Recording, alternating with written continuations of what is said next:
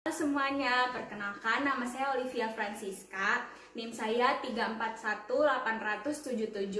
Pada hari ini saya akan menjelaskan materi tentang pegadaian.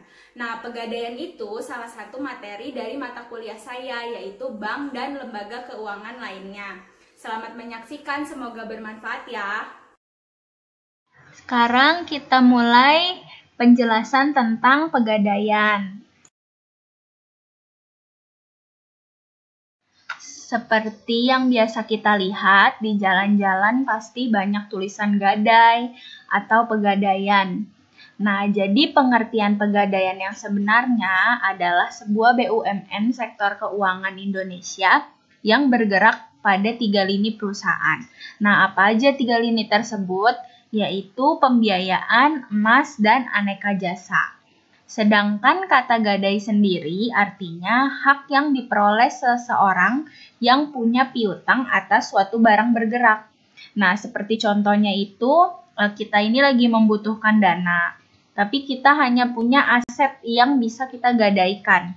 Maka kita bisa membawa aset tersebut ke pegadaian untuk digadaikan dan kita akan mendapatkan dana yang kita butuhkan. Nah, di sini saya akan membahas sedikit sejarah singkat pegadaian.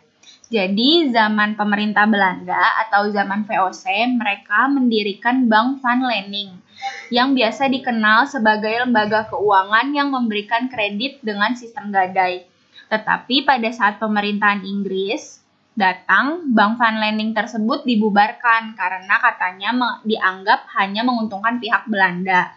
Tetapi Inggris memberi kebebasan pada Indonesia untuk mendirikan perusahaan gadai sendiri dengan syarat mendapat izin lisensi dari pemerintah daerah. Tapi sebenarnya metode tersebut berdampak buruk juga untuk masyarakat dan pemerintahan Indonesia dan lebih menguntungkan rentenir atau lintah darat. Singkatnya, akhirnya pemerintah Hindia Belanda menerapkan kultur stelsel, yaitu sebaiknya kegiatan pegadaian ditangani sendiri oleh pemerintah agar dapat memberi perlindungan dan manfaat lebih besar untuk masyarakat. Akhirnya, di Sukabumi pada tanggal 1 April 1901 ditetapkan sebagai didirikannya Pegadaian Negara Indonesia. Nah, sekarang saya akan membahas tentang manfaat pegadaian bagi nasabahnya. Yang pertama itu ketersediaan dana dengan prosedur yang relatif lebih sederhana dan dalam waktu yang lebih cepat, terutama apabila dibandingkan dengan kredit perbankan.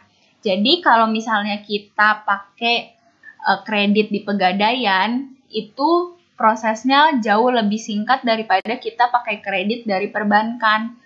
Nah, terus yang kedua itu penaksiran nilai suatu barang bergerak dari pihak atau institusi yang telah berpengalaman dan dapat dipercaya. Jadi kalau misalnya kita gadai barang kita di pegadaian, kita itu nggak usah ragu kayak harganya lebih murah atau misalnya ternyata kita rugi atau segala macam. Karena pegadaian itu udah berpengalaman dan dia itu bisa dipercaya. Terus yang ketiga itu penitipan suatu barang bergerak pada tempat yang aman dan dapat dipercaya.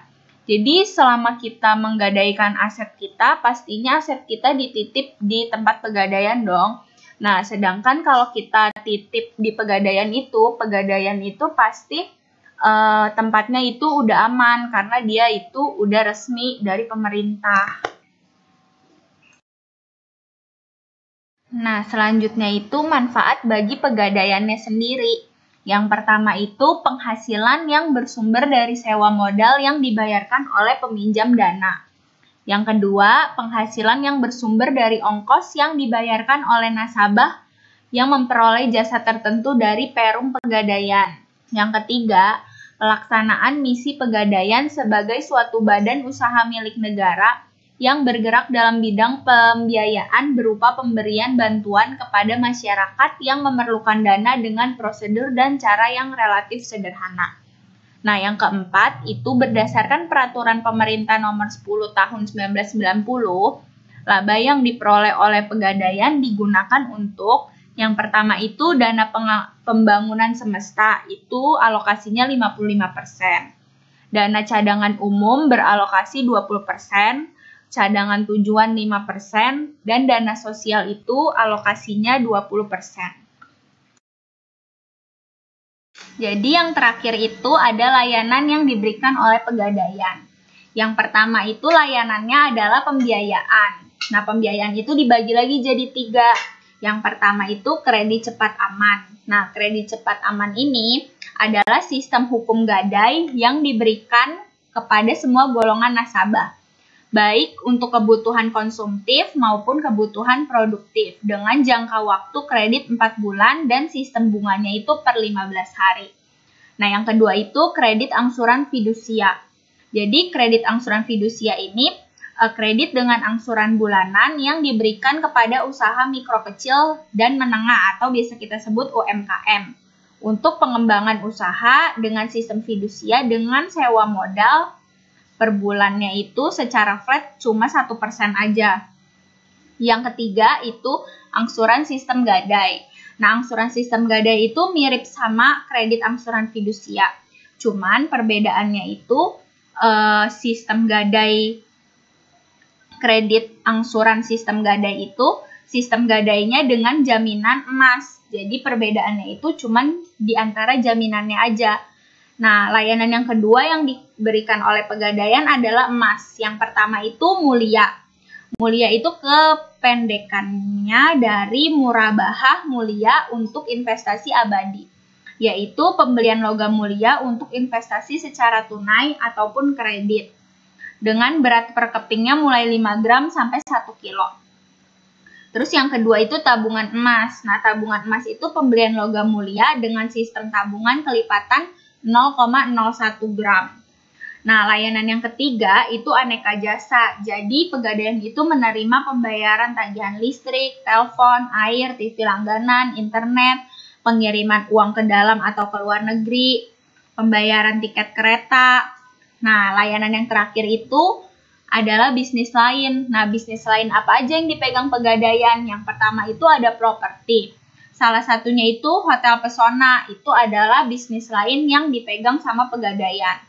Yang kedua itu Balai Jasa Lelang. Dan yang ketiga itu Logam Mulia.